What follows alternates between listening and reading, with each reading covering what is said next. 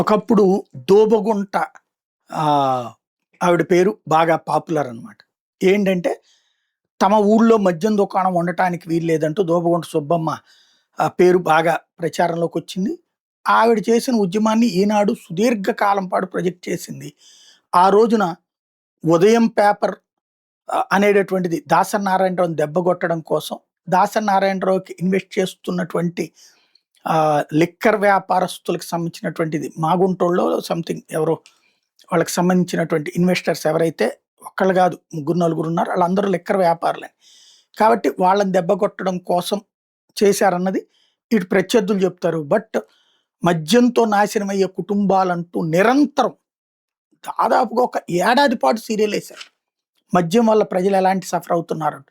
సుబ్బమ్మ దగ్గర నుంచి అప్పుడు ఉన్నటువంటి వావిలాల గోపాలకృష్ణ గారి దాకా వాళ్ళందరితో ఉద్యమాలతో పాటు సభలు పెట్టడాలు, సమావేశాలు పెట్టించడం, ఒక సామాజిక చైతన్య పాత్ర పోషించింది నాటి ఈనాడు. అదే ఈనాడు ఇవాళ రోజున చంద్రబాబు గారు ఏదైతే ఓ పెగ్గేసుకుని కాసేపు రెస్ట్ తీసుకుంటున్నానంటే అలాంటి వ్యక్తులు ఏడిపించుకు తింటాడా జగన్మోహన్ రెడ్డి అంటూ అదే ఈనాడు హైలైట్ చేసుకొచ్చింది. చివరికి లిక్కర్ షాపులు ప్రైవేట్లో కాకుండా ప్రభుత్వం చేతిలోనే ఉండడాన్ని తప్పుబట్టింది. ఇప్పుడు ఈ ప్రభుత్వం వచ్చిన తర్వాత ప్రభుత్వ మద్యం దుకాణాలు కాదు, ప్రైవేట్ మద్యం దుకాణాలు, చివరికి బార్లు, వైన్ షాపులకి తోడు బెల్ట్ షాపులు, పర్మిట్ రూములు. అంటే ప్రతి వైన్ షాపు ఒక బారే, మినీ బారే. అలాంటి స్టేజ్కి వచ్చింది. బట్ ప్రజలు ఆదరిస్తున్నారు, అంగీకరిస్తున్నారు అన్నదే ప్రభుత్వం అనుకుంటుంది. అయితే మద్యం దుకాణం వద్దంటూ మహిళల తిరుగుబాటు అన్నది పాపం అప్పుడప్పుడు సాక్షి వేస్తుంటది. ఇది 2 రోజులు వార్త అవుతుంది. చివరికి ఎక్సైజ్ అధికారులు అవును వాళ్ళు డబ్బులు పెట్టుకున్నారు, ఏం చేయమంటావు, నువ్వెవరు ఉద్యమం చేయడానికి పో అంటున్న రోజులు. ఇప్పుడు తమ ప్రాంతంలో మద్యం దుకాణం ఏర్పాటు చేయడం నిరసిస్తూ మహిళలు రోడ్డు ఎక్కారు. ఏలూరులోని దక్షిణపు వీధి జ్వాలా పరమేశ్వరి కాలనీలో మద్యం దుకాణం ఏర్పాటు చేయడం వ్యతిరేకిస్తూ ప్రజలు, ప్రజా సంఘాల నాయకులు బుధవారం రాస్తారోకో చేశారు. ఈ కాలనీలో 100% కార్మిక వర్గం ప్రజలే ఉంటున్నారు.